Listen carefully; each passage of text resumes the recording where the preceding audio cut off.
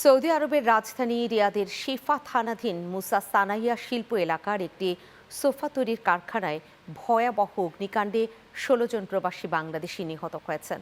এমন খবরে নিহতদের নিজ বাড়ি নওগাঁ ও নাটোরে নিহত পরিবারগুলোতে চলছে শোকের মাতম। মরদেহগুলো দ্রুত পরিবারের কাছে হস্তান্তর সহ ক্ষতিপূরণের দাবি স্বজনদের। প্রতিনিধিদের পাঠানো তথ্যচিত্রে ডেস্ক রিপোর্ট।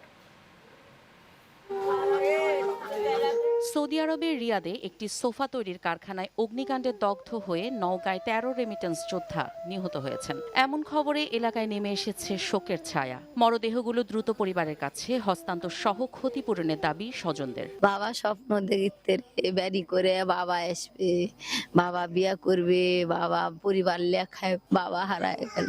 তো সরকারের কাছে আমাদের একটাই জোরালো আবেদন থাকবে গ্রামবাসীর পক্ষ থেকে, এই লাশ তাড়াতাড়ি যেন দেশে পাঠানোর ব্যবস্থা করে। প্রশাসন বলছে মৃতদেহগুলো ফিরিয়ে আনতে সংশ্লিষ্ট দূতাবাসে কথা বলছেন তারা। দূতাবাসে যোগাযোগ করছি, আমরা ইতিমধ্যে রাত্রে থেকে যোগাযোগ করছি, যেহেতু আগুনে পুড়ে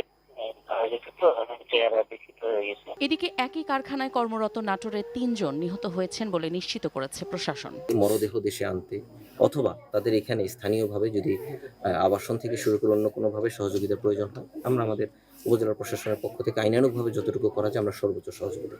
প্রিয়জন হারিয়ে নিঃস্ব পরিবারগুলোর পাশে যেন সরকার দাঁড়ায়, সেই আহ্বান স্থানীয়দের। আমার ভাইস্তে বহু টাকা ঋণ করে গেছে, আমার এক কাটা জমি কিছু না, খালি ঋণের উপর আমার ভাইস্তে গেছে। সবাই মিলে ঝিলে ঋণ পাতি করে আগে বিদেশ দিচ্ছে, বাপে অক্ষম, কাজকর্ম করতে পারে না, কারেন্টের বেদে মানে একরকম প্রতিবন্ধীর মতো। যে ১৬ জন মারা গেছেন তারা হলেন ফরিদ, শুভ, মোহাম্মদ রুবেল প্রামাণিক, সুমন, মোহাম্মদ কলিমুদ্দিন, মোহাম্মদ মোহন, মোহাম্মদ সুমন, মিনহাজ, হৃদয়, শাহিন, আব্দুল জলিল, মজিদুল, সাগর, শামীম, সাব্বির ও শ্যামল।